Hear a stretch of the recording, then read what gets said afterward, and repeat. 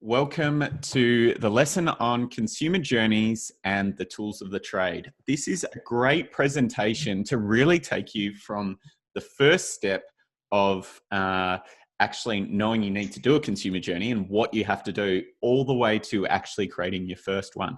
It's a really nice match to the mapping the different consumer journey lesson, so have a look at that one afterwards. Today though, I've got Brian and Pete who have also done a number of consumer journeys themselves with me, who are going to talk through how to go through these steps. So I'm very excited to have them on. A lot of brains, our brains kind of merged into one big brain for this. So excited to show you guys what we've got. Brian, thanks for coming. And Pete, I'll hand over to you to kind of take it from here. Awesome. Thanks, Julian. Okay, so let's get into it. So we just structured this deck in sort of three key phases: the journey to getting to a consumer journey, if you will, and to try to sort of compartmentalize it. This is what works for Brian and I. We've got a bunch of methods and processes in here, but we recognize that this is definitely just a starting point. It's certainly not a one size fits all for everybody. So take this stuff as you will and adapt it and use it to the best needs for yourself. First piece, start with data. Obviously, just a lot of data collection, a lot of research is going to go into building a proper consumer journey. The most important then next step is to categorize and label that data. And that's where we found a lot of people struggle to do that. And having some sort of method to categorize and label consistently really has helped us organize that wealth of data that you often run into when you're doing the research. And then finally, just take those labels or that categorization, prioritize what data makes the most sense to highlight and actually turn it into an actionable journey. So we'll just go through those three steps, and we've got some methods and some tools to share with you guys. Okay, so number one, start with the data. This is all about doing the research, gathering the evidence. One thing I do just want to say before we start is, let's make a distinction between a consumer journey and a campaign journey.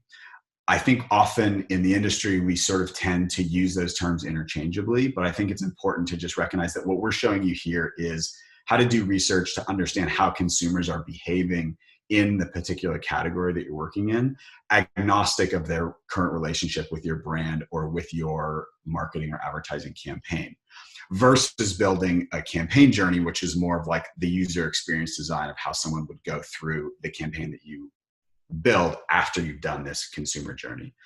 So again, maybe that's obvious to everybody, but I think it's an important distinction to make, and we're focusing on that first one. Okay, so we've outlined a handful of data sources that Brian and I and Julian have found most helpful in the work that we've done. Again, not an exhaustive list. First place we start with is the client. Oftentimes they've done a lot of work themselves, particularly in larger organizations. You can often have relatively siloed departments, and they're not necessarily sharing their information with each other.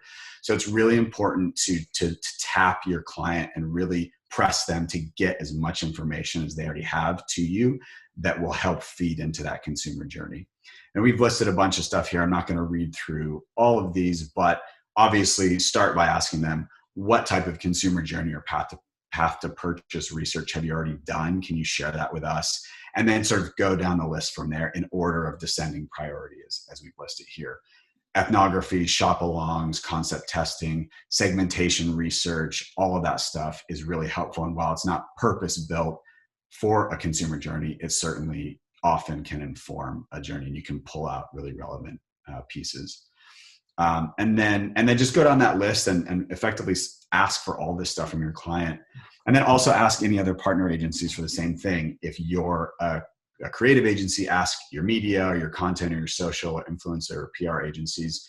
And if you're a media agency, ask your creative and others, because often they'll have done some similar research or maybe have already gotten stuff out of your client or different clients. And so there's just a wealth of stuff that already exists with these guys that you should first tap into. Yeah, this is the affectionately known as the data dump phase, where you're just building a large cache of files, 90% of which may not be relevant ultimately, but it's in the journey of going through all this stuff where you pick up little pieces that ultimately help shape the consumer journey. Yeah, yeah, totally. And I know this may sound really obvious, but I think often, in my own experience, I've often just forgot this step, and I forgot to tap clients for all the research that they have and press them to go internally and dig up all the research that they might not even be aware of offhand. And when I forget to do that, I always kick myself later because you often end up duplicating work or going without. That's a great point. It's like, how many times have you started a project? The client will sort of give you like 4 or 5 things, and then you ask them later, and they're like, "Oh, we had a segmentation," and there are something you missed early on that can then requires you to go back and sort of reintegrate some thinking. Totally. So good to give them a long list and just go like, if there's anything on this list you have, please take it off. Yeah, you definitely won't get all of this by any means. Yeah. Maybe you're lucky if you get 1 or 2 or 3 of these things, but ask for everything and be lucky if you get a few. Yep. Okay, cool. And then the next source to go after is your secondary research. Now, again, this is probably what we're all, as strategists, both brand and comm strategists, mostly familiar with. This is just the desk research. It's a combination of both paid and free sources that we've listed here. Again, not exhaustive, but these are most of the sources that Brian and Julian and I have found seem to be the most fruitful in our own experience. And I'll just kind of sort of quickly touch on the categories. The first is probably tends to be the most helpful, depending on the category or brand or consumer segment that you're working on. And that's attitude and behavior insight reports. Those come from Mintel, Experian, Forrester, Pew, a lot of different places. This list is really representative of the US and probably the UK and some other European markets. So there might be other sources depending on the market that you're in. But a lot of these guys some of these are paid research resources, but even those paid ones will oftentimes pump out through their own content marketing strategy some really good free reports on specific groups or specific platforms or behaviors that include some gems of information that you can pull out. And then the next one are the really big paid syndicated research sources or databases. MRI, Experian Simmons, Kantar, Millward Brown. These are things that you guys are probably familiar with.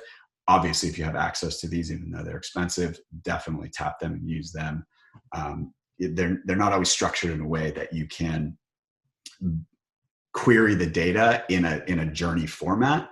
But once you start to understand, you can query the data and understand what are the attitudes and behaviors and beliefs and whatnot of these folks. And you can start to pin those various insights to where you think they probably best belong as you develop and start to frame the actual phases of the journey. And you can make some assumptions that aren't terribly dangerous to make. And then a few more: web app and usage and content behavior. These might not be as familiar to sort of the average brand and comm strategist, maybe more like the web and data analyst, but they can be really helpful. SimilarWeb is probably the most helpful, at least I've found. It allows you to look at an individual website, pretty much any website, as long as it's not a tiny little website. And if you know that it's related to your brand or it's related to your audience, it will start to give you a map of what other websites are people that go to that website going to, and what are the specific types of content categories that people who visit that website are interested in. It tells you a few other things that are nice to have, but those two are the most important because you can start to build a map of what are the digital behaviors of people who go to this website. And if that website is reflective largely of your audience, you can obviously make that assumption that this is starting to reflect how your audience behaves online. And then existing category conversations and trends. It's really important, and this is one that I often forgot early in my career, is to try to pretend like you're the consumer yourself and go into the environments where these guys are actually having conversations. So you might find that on some of these more forum-based websites like Quora or Reddit or Facebook groups, et cetera, that you can find communities that are largely comprised of your target audience, and you can just start to mine the conversations yourselves and identify what are the things that these people are talking about, they care about, what are the questions they have for each other, what are the frustrations or concerns or complaints they have particularly as it relates to brands or the products that they deliver. And that can really be a wealthy source of information that's quite tool. And then related to that, the second half of this list are mostly social analytics tools that can sort of do the same thing, right? Allow you to try to identify the conversations that your target audience is having and mine from that. What are they saying about this product, this category, these brands, where are their concerns or questions, et cetera? What are they looking to get out of this stuff? Yeah, and one quick thing to add, I mean, like some of the syndicated tools, you don't have to be an expert at all of them. Like I think in many ways, the best way I've found to use them is if you are an expert, great. If you aren't, reach out to the account manager for that tool, whether it's like, if it's something like a Simmons or a global web index, usually more than happy to help you sort of figure out a specific request, and you'll save a lot of time that way too. With any sort of like subscription-based tools, they're trying to keep subscribers, and they're more than happy to sort of help you figure out how to run a query, because usually you're just looking for one specific thing out of it that you can't find, and there's a lot more there than usually what can be uncovered with like 10 minutes of self-training. So it depends. Best is if you have a large team of experts that are working with you, but we don't always have that luxury. Yeah, if you've got other people to do it for you, definitely priority on that, of course. Yeah. The other thing to keep in mind is, especially if you're working at small agencies, you often might not have access to some of these paid tools. But if you're part of an agency network or a larger holding company, often those groups have deals with these research sources. And sometimes you can tap into that and either get it more cheaply as part of that group buy, or maybe you can get some sort of login access or get help from a partner or sister agency. It's just another way in. Or you might ask a friend who happens to work in it, but that's neither here nor there. Just don't tell Simmons or MRI. I'm not watching this. Okay, and then quickly, the last two, some tools to help identify influencers. And when we say influencers, yes, we do in part mean social influencers, but also just understanding who are the people and the brands that are influencing these folks and having related conversations, and what are the topics that they care about. Here are a handful of these influencer discovery tools, as well as sort of just overall some social analytics tools that are focused more on content topics and like trend analysis. The first one, Scrunch, I've found is, all of these are paid tools, but Scrunch, it has a free login that actually allows you to do a decent amount. And so you can go and do a crude but decent definition of the type of person you're looking for, and it will give you really helpful lists of who are the people and the brands or other social profiles that this group is most likely to follow. And again, that can start to just give you clues about what are the things they care about, who are the people that have influence in their lives, and that stuff that you can add into the consumer journey and pull insights out to, and especially can inform what your resulting tactics are when you get to the point of using that consumer journey to build a comms framework. And then lastly, this one is probably one that most of you are familiar with, but competitor activity and messaging, just reviewing what else are brands doing, especially brands that seem to be successful with this group, what is working well. And that can obviously give you a pretty good clue of what do these folks want to hear? What are the things that are most important to them, and the brands that are doing well and delivering those messages can clue you into that. All right, Brian. So the data sources, primary. Primary research is not often a huge part of consumer journey building. Pete and I were talking about how it's a big opportunity, so we're going to actually break that up into two kinds of primary research. There's a sort of the free, cheap, or low-cost primary research that I think we're used to using, and I think an opportunity as the industry evolves to do more sort of formal research in this area. So, but the first, we'll start off with the more sort of free, cheap things that anyone can do. So number one, go through the consumer journey yourself. I think this is sort of the first step. It should be done early on in the process when you're still learning. Go through the buying process. If it's an e-commerce buying process, are there review sites? Are there What kinds of friction do you encounter when you're making the purchase? What do you already know and think about the brands in the category? Is there pre-existing knowledge? So just, you really need to figure out how that journey looks. If it's something that's like a brick and mortar purchase, you might go to the store. This is an old school ad trick. You stand in the aisle and you sort of wait for someone and ask their advice, often whether it's a salesperson or another shopper, and you get loads of information. When I first started working on Xbox, one of the first things I started working before my first day, I went to a Best Buy and I talked to a bunch of salespeople whether I should buy an Xbox or a PlayStation, knowing full well I was going to buy an Xbox, but I had a number of them try to talk me out of it. So that was good to know. It was just sort of good, like, this is the landscape that I'm operating in. Stakeholder interviews. This is another sort of bread and butter, will save you a lot of time. So as you're doing the desk research and reading the client data dump documents, you're going to want to start getting a list of the folks in the org, client side, internally, and you might be at an agency, you might be at an internal marketing org. Find the folks that inside and outside the department, that are outside the marketing department, that will have a point of view that can add to this journey development. So develop a discussion guide, and we have a tool for that a little bit later on. Have a consistent set of questions that you ask all of them. And then go through and sort of get because everyone will have in their heads some sort of framework for what they think the journey looks like. And then you'll sort of extract it from as many different people as possible, and then find the truths, the commonalities, the differences. Friends and family research. You can definitely sort of survey or interview people who are friends and family, literally either like an employee only survey, a customer list. You can usually get a lot of folks to deploy a survey or make part of a survey to their existing customer database.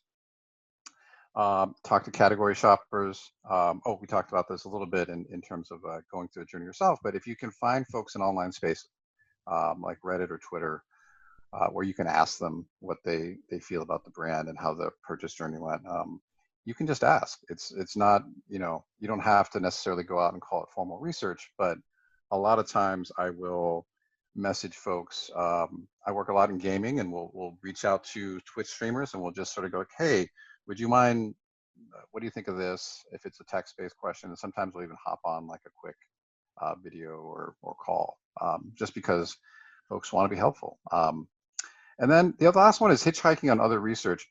This is the thing that I think we're oftentimes forced to do for CommStrat research, where there's a focus group happening, there's a survey going out, and you can sort of like try to get your questions into that, maybe 15 minutes for the groups, or a few questions here and there.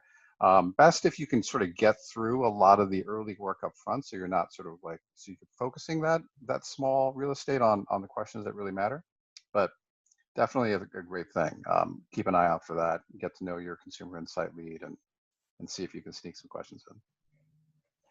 So as we go on to the next slide, what we're talking about is more paid research, where if you have a budget, finding a research partner, commissioning a study.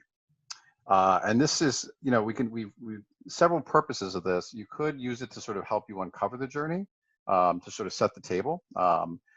You can use it to take an existing journey and refine it, and try to figure out like where it's accurate, where it's sort of faltering, or just validate it and quantify it, which is something that isn't done as often, but could be a powerful tool. And I think, an opportunity for consumer journeys as they become a bigger part of how we go to market.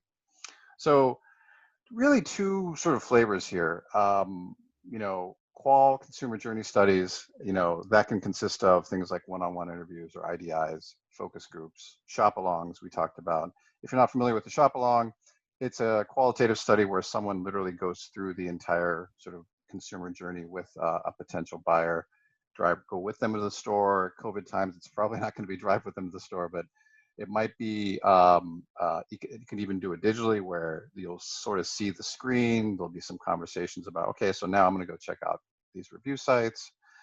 Ethnographies, there are the old school sort of anthropologist inspired ethnographies, like it could be in home or in situ, or it could be something where it's new mobile ethnography, where it's lighter. You get a little bit of depth across a larger number of people, but you're getting to interact with them You can find out what they're doing at 3 o'clock on a Sunday, or how you can give them more little bits that sort of constitute a whole picture.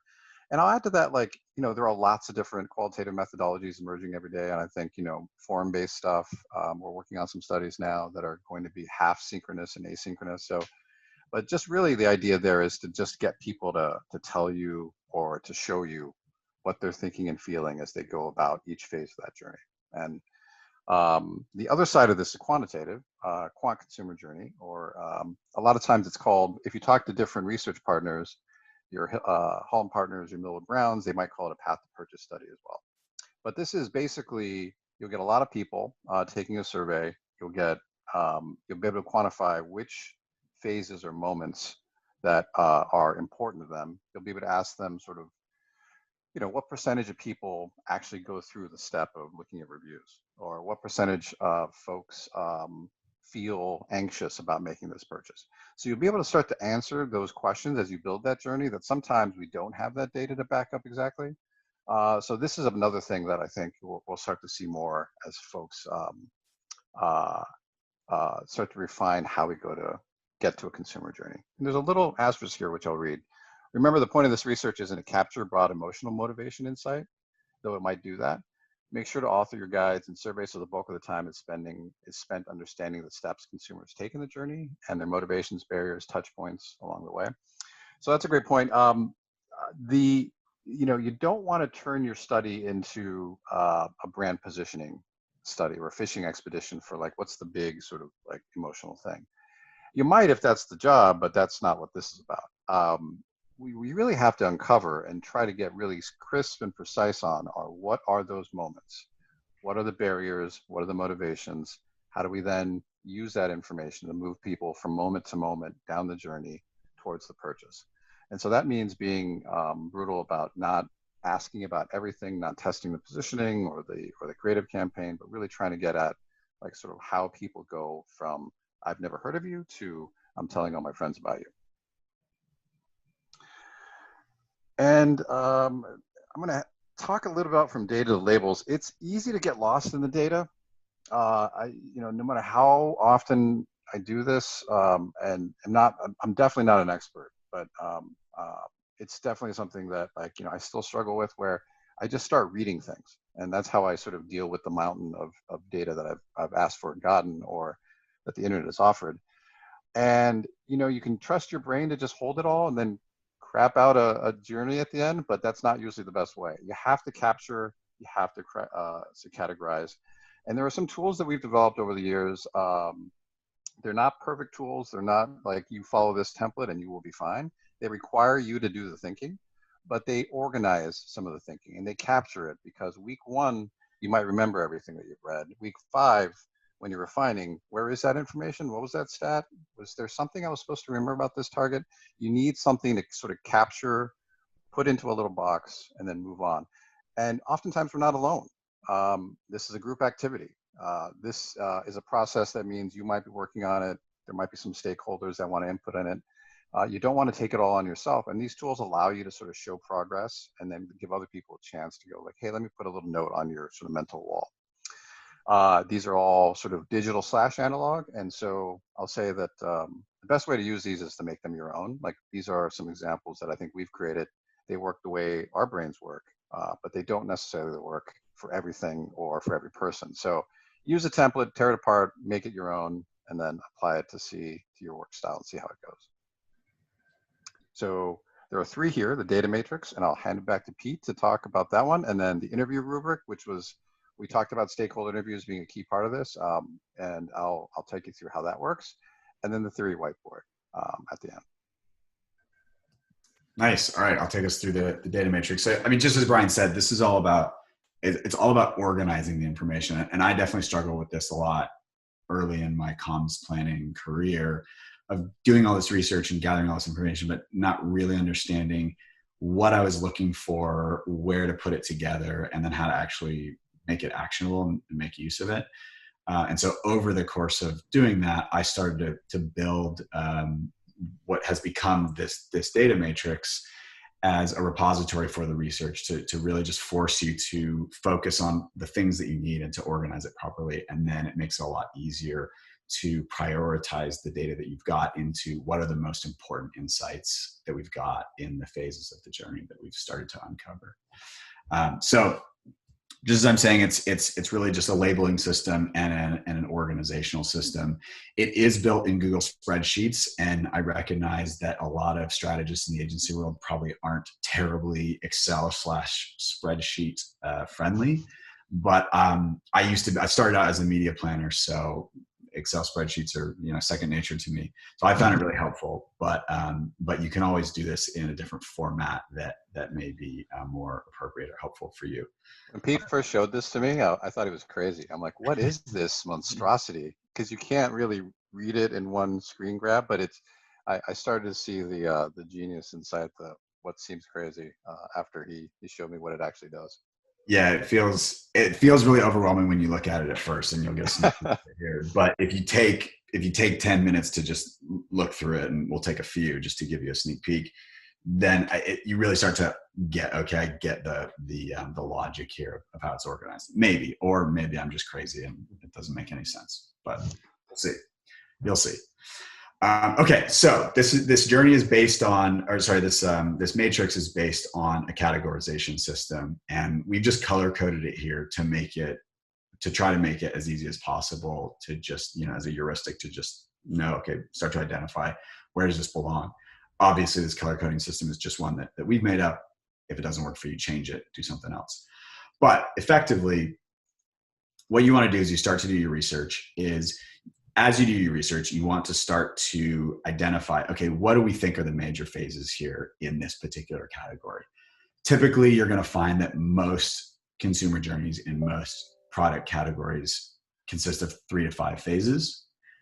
You might find that there are more in really high involvement categories like purchasing a car. There might be a lot more than 5, particularly if you're going deep into the actual product or brand experience portion of the journey.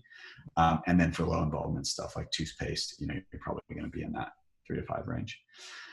So as you'll see on the next slide that we'll show you, basically just got a spreadsheet. Each column is laid out to represent one of these categories. And really what it's meant to just be is a repository as you go through the research. Just put in the stuff that you're finding that you think is going to be helpful or a gem, or even if you're not sure, just still stick it in there and you can ignore it later. And just pin it to one of these columns by putting it in that appropriate column. And typically, ideally you'll want to create one row in each, for your data matrix, you want one row to represent one phase of the journey. So in theory, you'd have 3 to 5 rows. That it doesn't always work out like that. You might find, I want to separate things, or I've got multiple insights to put into one phase that I think belong in one phase that all belong to a consumer motivation. And so I want to create a separate row for each of those. And that's fine. You can just start to expand it as you need to. It obviously just gets a little bit more cluttered and complicated, but you're the one building it. So whatever is going to work for you and you can reference. But effectively, you're just starting to identify, okay, what phase of the journey is this person in, where this insight is, this research that I've got. And again, as you go on with the research, you'll probably start to refine and better define those different phases. But you can start with the basic fundamentals, which we'll show you in a little bit. And then you're looking for, what are the actions and signals that my consumer is taking at this point? What are they doing here in this phase? What are their motivations? And those might be rational or emotional motivations. Typically in the upfront of the journey, which is your more passive awareness phase, your living everyday life, you're going to find that the emotional motivations are more important. And those obviously lead to more brand building type of marketing. And then typically as you get into the more active evaluation or shopping period, somebody's ready to buy and actually looking for a product, then you're going to find that the rational motivations tend to take priority over the emotional ones. Same thing for consumer barriers. What are the things that are stopping them from achieving those motivations? And again, those can be emotional or rational, equally as important, that you might, as a brand, need to address. And then what are the customer barriers? And again, this is an important distinction, because consumer barriers are meant to represent what are the things stopping these people from achieving their own motivations, agnostic of any brand or product. Customer barriers are meant to be, what are the things that are stopping this customer from taking the next step with my particular brand or product? And so that's where data like, perception is poor of this brand or product, or awareness is low, etc. That's where that type of insight comes into customer barriers, whereas consumer barriers is going to be something that's agnostic of the brand or product. Any other thoughts or feelings that you might find in your research that aren't specifically a motivation or barrier, just sort of a miscellaneous column on what they're thinking and feeling? And then really helpful is, where are they getting their information? What are the tools and platforms and websites or people that they're using to help take an action and make a decision? And then touch points is, what are the specific examples? So if you're saying they're going to consumer electronic blogs to get information about TVs, start to define those touch points as that research comes up. SimilarWeb, that tool I mentioned earlier, that's really helpful for filling out this information. They're going to CNET and Digital Trends and Wirecutter to start to get a really specific idea of where they're going. And obviously that is then going to give you an idea of potential brand partners or media partners that you might use to reach these guys. And then the last two aren't going to be revealed in your research, but they're more the outcome as you're going along doing your research based on the information that you've got in these previous categories. What are any interesting opportunities you may notice? You may notice right off the bat, there's something really interesting about where they're getting their information. I think that's an opportunity for the brand. This is just a place to note down your ideas as they come to you, so you have them cataloged and you can go back and refer to them later as you're developing your comms tasks and writing your creative briefs. And then the last one is obviously the comms task. Based on all this research, where are the most important places in the journey or the moments to focus on, and what are those resulting comms tasks? What is the job to be done for us as advertisers or marketers? And obviously you don't want to go too overboard with this. You're probably not going to be able to accomplish more than 2 to 4 comms tasks with any given budget or remit of a specific ad campaign. Here's the template. I won't go into it, but everything I just described is effectively represented as a column in this template. And then again, you can just start to populate that. The beauty of Excel is you can use those little filters from sorts I've got in the bottom column on the top navigation there. So you can start to hide things if you don't need them, or reorganize things and prioritize things. That's why I love Excel. So just start to use it as much as you want. If you click on this in the actual deck, you'll get a template. You can copy it to your own Google account and start to tweak it.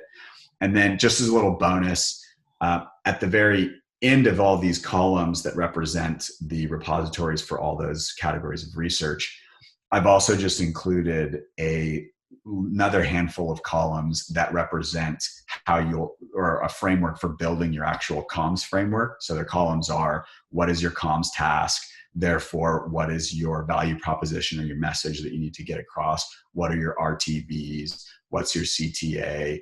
Where are you going to drive people? What are your potential media channels? All the stuff you want to think about once you've got your consumer journey done to actually build your comprehensive comms framework. That's not what we're talking about here, but it's in there in case it's helpful to you. So Pete, I have a question for you, and then I'll ask you the question that I asked you when I first saw you using this. So do you literally sit and, like, as you're reading some of the reports and looking at the data, do you have the data matrix open and then you like plop in a data point and you just sort of build that over weeks? Or do you sort of sit down after a few weeks and transcribe, or how do you do it? No, I actually directly use this template as the place to capture my raw research as I'm going through and doing it. And so you can imagine it does become a bit messy. It's not quite as clean as just sticking to 3 to 5 rows. But I find that then it's at least an organized repository of a bunch of information. And then I can sort of, once I feel like I've exhausted all my research and I feel like I know enough about the consumers to really have a strong idea of what are the phases and what are the most important insights that are about them in these phases, I can just go through and start to quickly delete the rows that I don't need of information that I had, or just hide them and quickly start to prioritize what's going on. And I've also found that, I didn't mention this, but one column towards the end of this is a column for your source. So you can just throw a link into whatever source you've got for that information, and that makes it really easy to go back and refer to that or to reference it when you're actually pitching this in front of clients to get their buy-in. Which I find that if you're doing your research and you're capturing it in something like a Word document, it's hard to then reorganize that flexibly, right? It's just sort of this long, becomes this 10-page list of all this stuff. And it's just, I find it just hard to get through. That may work really well for some other people, and feel free to take these categories and translate them into a Word doc. It's just not as effective for me. Yeah, no, you gotta save your sources. Yeah. That saves you so much time later. The last thing to note, and Brian, you made this point, is you can also translate this into a physical wall matrix template. I mean, I do love putting stuff up on walls and having it be tangibly there and being able to go and walk and look at it and think about it. You can take all these columns or this table and effectively replicate that on a wall and just print out the title of each of these and stick it up on a wall over a 20-foot span and just start using sticky notes and Post-it notes and stuff. And you can achieve the same thing, and it's much more tangible. That's like the first thing I'm going to do when we have offices again. Is go back to analog everything. Yeah, I guess these days it doesn't help much, but yeah, in the future, hopefully, once again someday. Cool. Oh, and then we just to illustrate this, Julian and I put together a couple examples. There are also some examples in the actual template that the previous slide links to, and that we just made up for a fake TV brand. Hopefully those are straightforward, but just to further illustrate it, Car Shopper example, if you've gone and looked at JD Power and you found some research that they've done that points out that 55% of shoppers factored in fuel economy when purchasing their vehicle, and that's down from a previous year, that type of research is probably going to go, maybe you've identified there's a research phase and you're titling it the research phase, right? And that's probably after the point at which somebody's decided to buy a car, after that purchase trigger. That's the phase you assign it to. That could be both or one or the other, an action and a consumer barrier. If it's an action, we're saying, okay, we're going to just put in there factoring in fuel economy when looking at vehicles is very important. 55% of people do that. Note that source, JD Power. And then the resulting barrier may be higher gas prices is impacting car choice. And that may be an assumption that you're making, which seems reasonable. It may be that the research actually explicitly calls that out. But that's just a really simple illustration of finding some research in a distinct place and where you would categorize it in this data matrix. And then just similarly, another one also we've categorized in the research phase. You might find a list, which is quite helpful, of lists of activities conducted or features that in prioritized order that your consumers care most about. That stuff is typically really valuable, really gold. And again, that may be in an action, as we put it. It may be in a motivation or a barrier, and you just list that stuff out. I know lists like this start to get a little bit weird when you're putting them in Excel. You can put this in Excel and just make the cell really big. That's what I tend to do. Or you can maybe just make a reference to it and link out to it and go back and refer to it later. So one quick note, as a sort of a trained more brand strategist, I think the way traditional account planners have approached these things in the past, they've sort of absorbed, and then they've sort of done the reductionist thing of throw out some of the things that matter less. When you're building a consumer journey, though, I think you really have to sort of capture everything, because you're not sure what will matter more near the end of the journey, near the beginning. It might be the second or third thing down the road. You're not just getting the one brief. You're really trying to figure out, well, does price really play a big role right here, even though it may not be part of the brand story? Where's the value? The price is always plays a role in every purchase, frankly. So it's things like that. Like on this list where it's research car prices, obviously number one, but then you get down to compare models, dealer info. That'll probably be critical in the journey. It just might not be part of the initial big idea of sort of campaign thought. So this is where a data matrix like this really forces a traditional planner to go, okay, it's not just the one thing, it's the many things, and then there's a place for it, and then I'm gonna be able to bring that up later, especially if you're building something that is an integrated campaign. You're not just thinking about the one ad, you're thinking about the email campaign that goes out, or the sales nurturing piece if you're doing B2B, or whatever that is down the road, rather than just the one thing. Yeah. Yeah, I would agree with that. And even just to connect the dots more in my experience, traditional brand planners, you are doing this. You are doing consumer journey research, whether you think you are or not. You're just only looking at one phase of that consumer journey. You're typically just looking at that very first phase of my everyday life as a consumer and what I generally care about, those more broad, big emotional motivations of what I need in my life. And you just tend to focus on that. And from that, you have the big idea that typically results in that brand building type of advertising work, the big 30, 60-second TV spots that build brand salience. And that is hugely important. That's the most important thing that we do. But then all this is just doing the rest of that, is mapping out the remainder of that consumer journey. And when they get to the point of beyond their everyday life, when they get to the point of, okay, I now have a purchase need. Now I go through a process of evaluating my options, thinking about my consideration short list, which is obviously influenced by that brand building work that I've been exposed to before, going through the purchase process, having the brand experience. It's just more of the consumer journey. And that's sort of what the role of the comms planner is, if that's a separate person. If you're a traditional brand strategist, it's just adding that on to the end of it. And it becomes a little bit more rational. The behavior and the thoughts and the motivations and the barriers become a bit more rational as you go down that process or go through that journey. But fundamentally, conceptually, it's the same thing.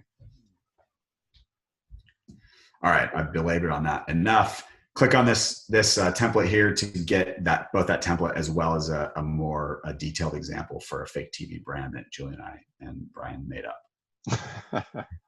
So the second one's, the first tools we spent the most time on because I think it's the biggest one in the process. The second and third ones are a little simpler.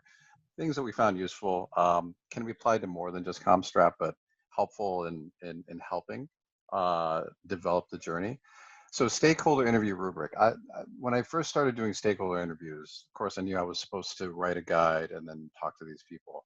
And then, have a little bit of room in the guide just to follow the conversation where it goes. I would just take handwritten notes and I would have pages and pages of notes.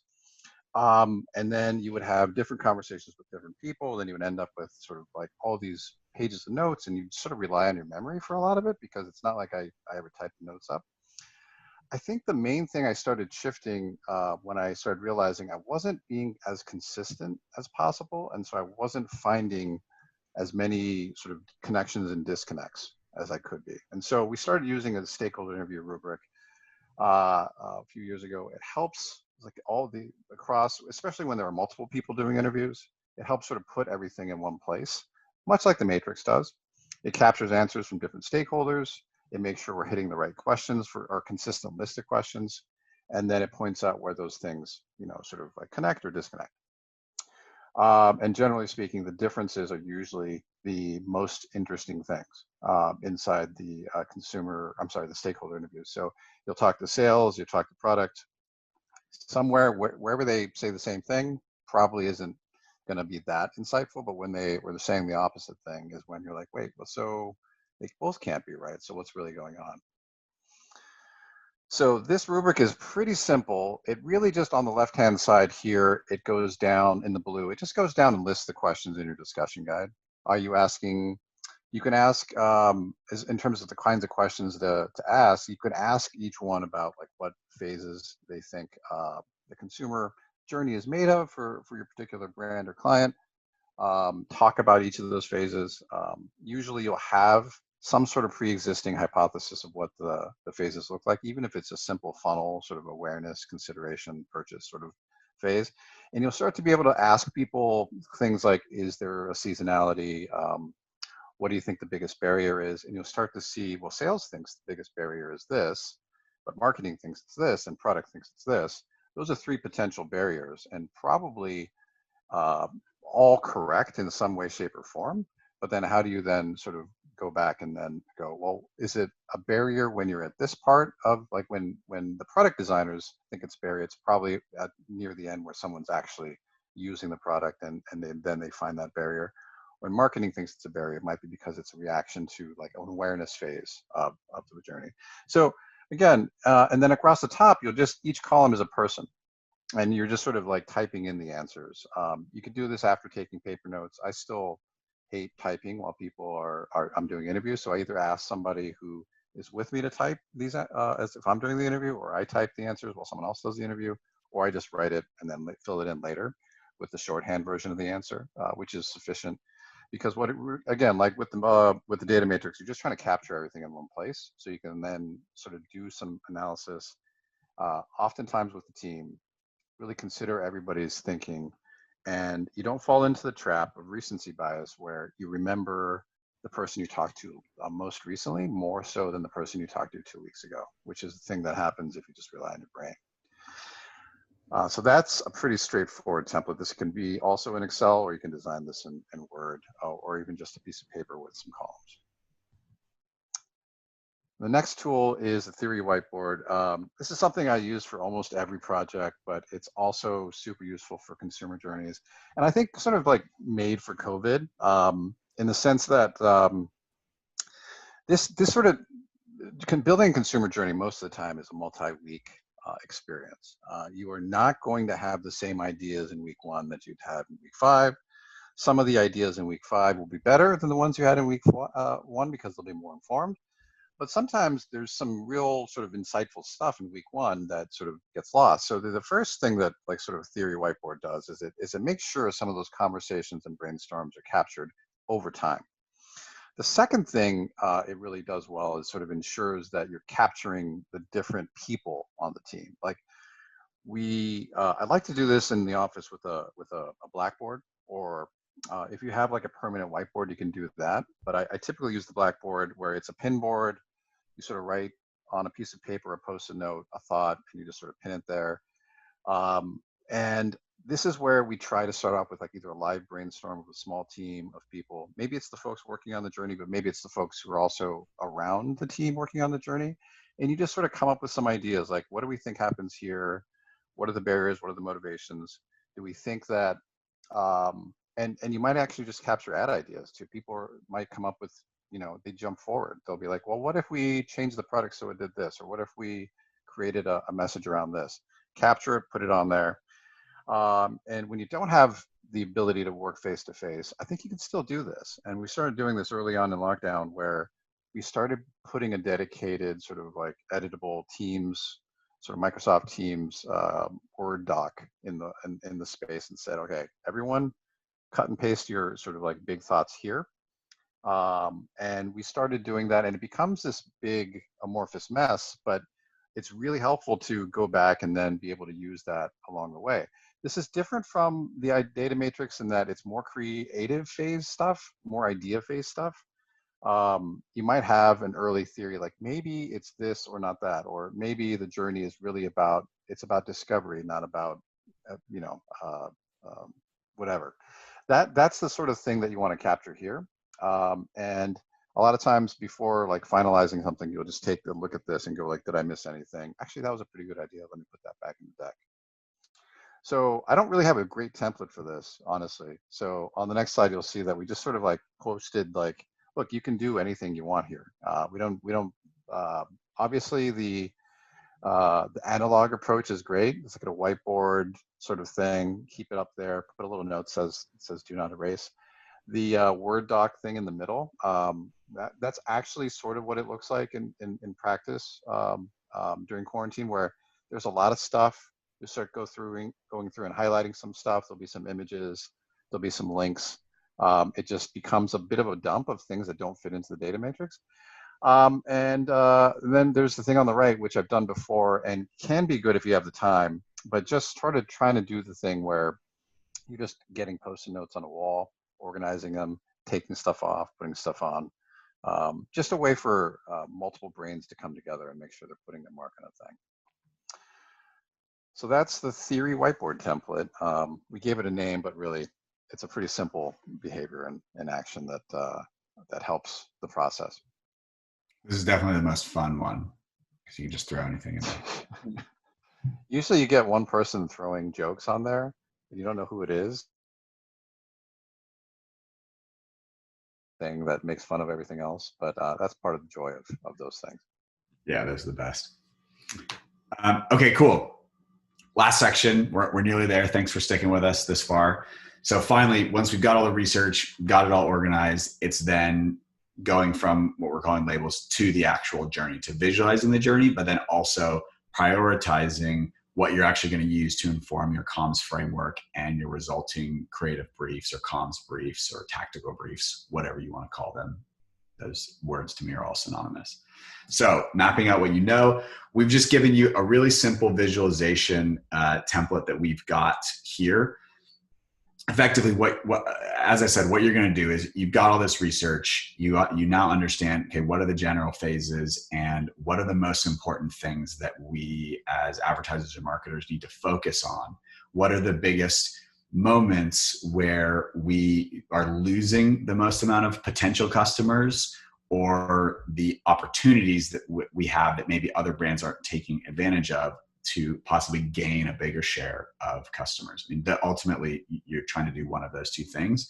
And once you've got all the research and organized, you can then look at that and, based on the evidence at hand, determine, okay, what are the one or two or three or maybe four things that we need to focus on, those four phases and those four insights. And from that, you're going to develop your communications tasks and the comms framework that falls out of it. But in order to do that, you probably want to simplify and just highlight what are those two or three or four things, and present that to internally to your creative team, to your account team, and probably externally to clients as well, to help them understand the background and the context for the upcoming creative or comms briefs. So here's one template. I'll take you guys through it in a build just to make it simple. This is none of us are great visual designers, so this is certainly a pretty crude, basic template. And take this as you will. There are a lot of different versions of these out there, and do what you want with it. This is really fundamentally based on the consumer journey research revealed by McKinsey back in 2009.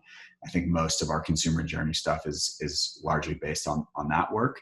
And then also for me personally, there's been a lot of influence from other folks in the industry that I've worked in who are smarter than I am and have helped me understand how to build a journey visualization. So fundamentally, we believe there are typically 5 core phases of any consumer journey. The importance of these will vary category by category, and there may be additional sort of sub phases within these depending on the category, but fundamentally this is how consumers behave, how all the research shows us consumers behave. There's that first phase of living. Julian likes to call this the living phase, and that is really the passive emotional awareness phase. This is, as a consumer, I'm living my everyday life. I'm not actively thinking about this category of products. If we're talking about TVs, I'm not actively thinking about buying a TV or when I'm going to buy my next TV. I probably have one and I'm just watching it and I'm just enjoying my life. And I just generally want my life to be great. The next phase is then you get to a point where you have that trigger, and that's what we're calling needing or wanting phase. You hit a point in time where you say, I either need a new thing, my kid has thrown a baseball through my TV and I need a new one, or I don't think my TV is as good as it could be. It's old. I want a new one. But either one of those, then you're ready to buy. I've now entered that stage of purchase. Insights can happen at that very moment. Then you move into that period of looking. So you've gone from living to now looking. This is your actual shopping phase, or an active, rational evaluation. You start with your consideration short list of the brands that you are comfortable with based on what you've seen and observed largely from marketing during that living phase. So that might be Sony, LG, and Samsung. You typically start with that consideration short list, and then you'll go and do a bunch of research, and you'll look at the websites of those brands. You'll look at consumer review websites, etc., and start to narrow down what's most important to you, what products, features, looking at more of those rational motivations rather than the more emotional motivations you prioritized in that living stage. And then eventually you'll make a decision and you'll actually purchase. That's the buying phase. That phase in and of itself may have some elements. If you're actually, like Brian said earlier, if you're actually going into a brick and mortar store, not sure that any of us really do that these days, but maybe someday again, that actual purchase moment may have itself some insights and a bit of some sub phases. And then finally you get into what we're calling the using phase, the actual brand or product experience. And really this starts to almost immediately bleed back into that living phase, because as soon as you purchase, you're sort of back in, I'm living my everyday life. but obviously you have a specific experience with this new brand or product that you've now got a relationship with. And there are often some interesting insights there. And then finally, the fifth piece is the preference development, or the loyalty loop. That's loyalty loop is what McKinsey called it in their research.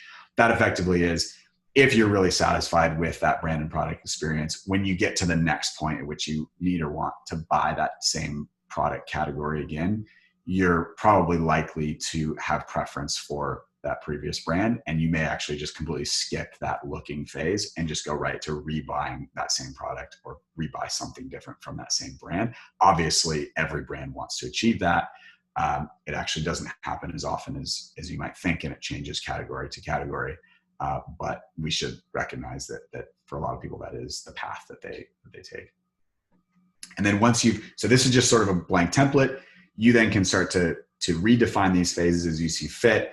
And then, as I mentioned earlier, you can then start to pin what are those most important insights that we need to address as a brand to these various stages, and also then identify what are the resulting comms tasks. And those comms tasks are going to be the basis of your comms or creative or tactical briefs that you're giving to creative teams or perhaps other teams.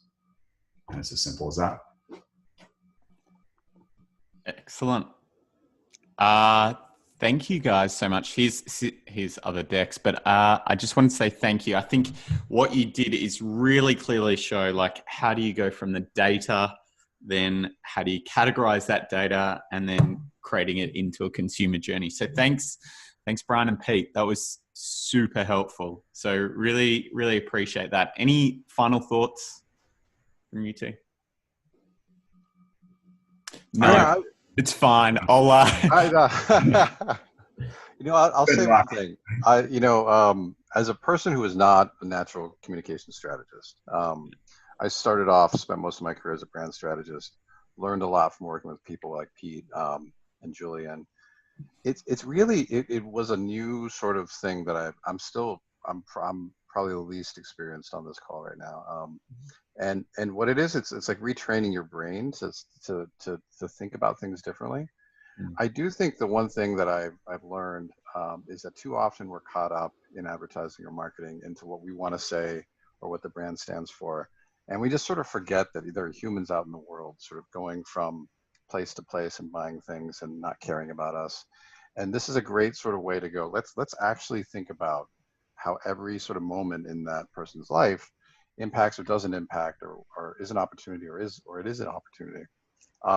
And that takes detail, and that takes thinking about systems and depth and a lot of data, rather than going like, what's the big idea that I can grasp? What's the 3 to 5 words that'll set the brief on fire?